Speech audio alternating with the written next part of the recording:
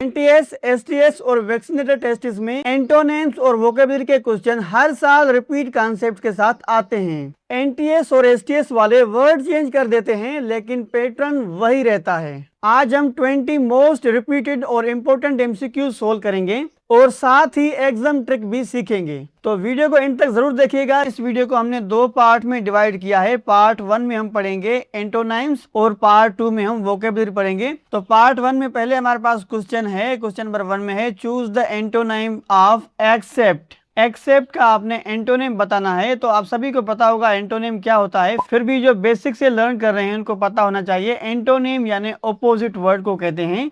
तो यहाँ पे एक्सेप्ट का ऑपोजिट वर्ड आपने ढूंढना है। तो यहाँ पे 4 ऑप्शन यहाँ पे आपको गिवन है। ऑप्शन नंबर ए है agree, option number B reject, option number C allow and option number D approve. तो यहाँ पे एक्सेप्ट का मतलब होता है कबूल करना और उसका ऑपोजिट वर्ड होगा option number B reject. Reject यानी इनकार कर देना।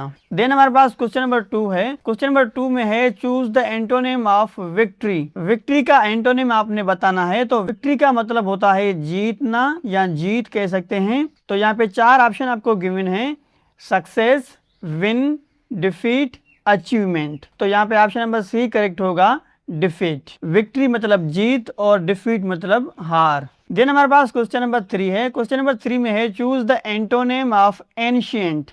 अब एंशिएंट का मतलब होता है कदीम या पुराना। तो इसका ऑपोजिट वर्ड होगा option number C modern. Modern यानी जदीद या नया। देन हमारे पास क्वेश्चन नंबर 4 है। क्वेश्चन नंबर 4 में है choose the antonym of increase. अब इंक्रीज का मतलब होता है बढ़ाना। तो इसका एंटोनिम आपने बताना है। तो यहाँ पे ऑप्शन नंबर ए में है rise, option number B expand, option number C grow and option number D decrease. Increase का मतलब होता है बढ़ाना, तो डिक्रीज का मतलब होता है कम करना, यानी ऑप्शन नंबर डी यहाँ पे करेक्ट होगा। देन हमारे पास क्वेश्चन नंबर 5 है। क्वेश्चन नंबर 5 में है choose the antonym of brave. अब ब्रेव का एंटोनिम क्या होगा? तो ब्रेव का मतलब होता है बहादुर। तो यहाँ पे ऑप्शन नंबर सी करेक्ट होगा, कॉवर्ड। कॉवर्ड का मतलब होता है बुज़दिल। देन हमारे पास क्वेश्चन नंबर 6 है। क्वेश्चन नंबर 6 में है choose the antonym of permanent. अब परमानेंट का मतलब होता है मुस्तकिल या हमेशा के लिए। तो यहाँ पे ऑप्शन नंबर सी में देखें टेम्पररी। टेम्पररी यानी कुछ अरसे के लिए या थोड़े से वक्त के लिए। देन हमारे पास क्वेश्चन नंबर 7 है। क्वेश्चन नंबर 7 में है choose the antonym of generous. तो जेनरस वर्ड का मतलब होता है सखी। तो यहाँ पे ऑप्शन नंबर बी को देखें सेल्फिश यानी खुदगर्ज। तो जेनरस का ऑपोजिट वर्ड या एंटोनिम होगा सेल्फिश। देन हमारे पास क्वेश्चन नंबर 8 है। क्वेश्चन नंबर 8 में है choose the antonym of optimistic. तो यहाँ पे ऑप्शन आपको गिवन है पॉजिटिव, कॉन्फिडेंट, होपफुल, पेसिमिस्टिक। तो यहाँ पे ऑप्शन नंबर डी करेक्ट होगा, पेसिमिस्टिक। पेसिमिस्टिक का मतलब होता है मायूस सोच वाला और ऑप्टिमिस्टिक का मतलब होता है उम्मीदवार। देन हमारे पास क्वेश्चन नंबर 9 है।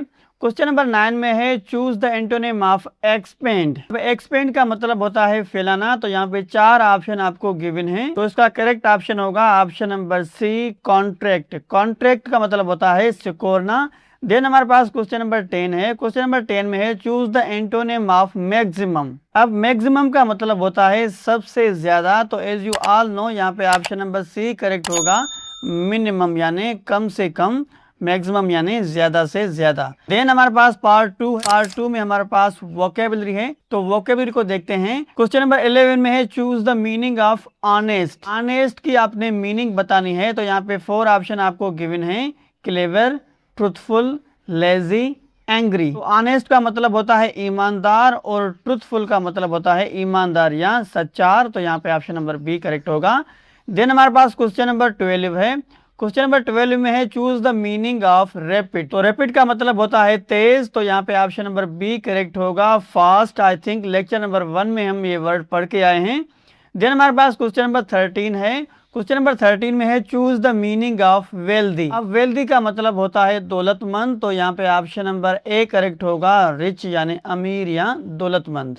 देन हमारे पास क्वेश्चन नंबर 14 है। क्वेश्चन नंबर 14 में है चूज द मीनिंग ऑफ फ्रेजिल। अब फ्रेजिल का मतलब होता है नाजुक, तो यहाँ पे ऑप्शन नंबर बी करेक्ट होगा, डेलिकेट। डेलिकेट का मतलब भी नाजुक होता है, और अगर आपको डेलिकेट की जगह पे ऑप्शन वीक मिला होता तो वो भी करेक्ट होता, वीक यानी कमजोर और फ्रेजिल मतलब नाजुक, तो ये दोनों सिमिलर हैं, डेलिकेट या वीक दोनों करेक्ट होंगे। देन हमारे पास क्वेश्चन नंबर 15 है। क्वेश्चन नंबर 15 में है choose the meaning of scarce. Scarce का मतलब होता है कम मिकदार में, तो इसका करेक्ट ऑप्शन होगा option number B, rare. Rare यानी नायाब, जो भी चीज कम मिकदार में होती है वो नायाब होती है, हम उसे नायाब कहते हैं। देन हमारे पास क्वेश्चन नंबर 16 है।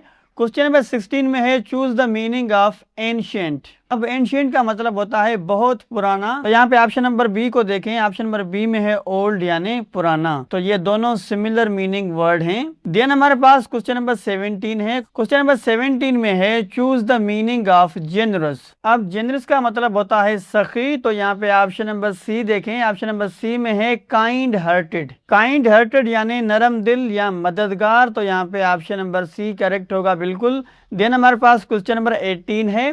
क्वेश्चन नंबर 18 में है choose the meaning of precious. अब प्रेशियस का मतलब होता है कीमती, तो यहाँ पे ऑप्शन नंबर ए को देखें, वैल्यूएबल। वैल्यूएबल का मतलब भी कीमती होता है, तो ये दोनों सिमिलर मीनिंग वर्ड्स हैं। देन हमारे पास क्वेश्चन नंबर 19 है।